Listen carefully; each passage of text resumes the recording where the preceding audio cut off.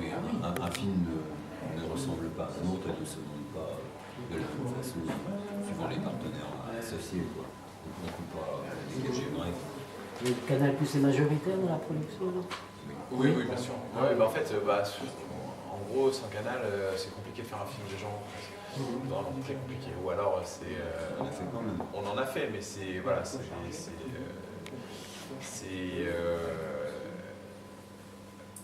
des acteurs majeurs du cinéma en général et du cinéma de genre particulièrement. Donc, mais tous ces films-là sont à peu près sur la même économie, quoi. On est à peu près tous dans la même enveloppe. Donc, mais c'est compliqué, c'est de plus en plus dur parce que le marché est de plus en plus compliqué pour tout le monde. Hein. Mais évidemment pour ces films-là, tout particulièrement parce que ce sont des films qui peinent à trouver un public en salle. Je parle des films de genre français et c'est bien, et voilà, c'est bien. Alors justement, comment vous prévoyez l'exploitation du film? Bon, ici par exemple à Scala de Thierry, il y a des novices.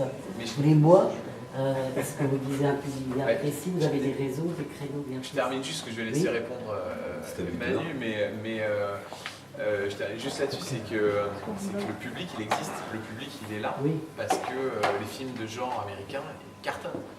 Et vraiment, c'est des très gros succès.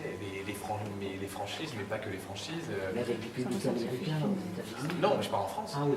Et les films de James Wan, par exemple, Insidious 2, ou les grandes franchises, les Sauts, les Paranormal Activity, les Destinations Finales, tout ça, c'est des cartons. Donc le public est là. Les gens ont envie de voir ça. Mais bizarrement, il y a une défiance vis-à-vis du cinéma français de genre. Et donc je pense que les gens ont une idée assez erronée, négative, de se dire ça va être chiant, ça va être c'est français, j'en aurai pas pour mon argent, parce qu'une place de cinéma ça coûte très cher. Et donc c'est compliqué d'être sur le même tarif, d'avoir un Pacific Rim ou un Livid au même tarif.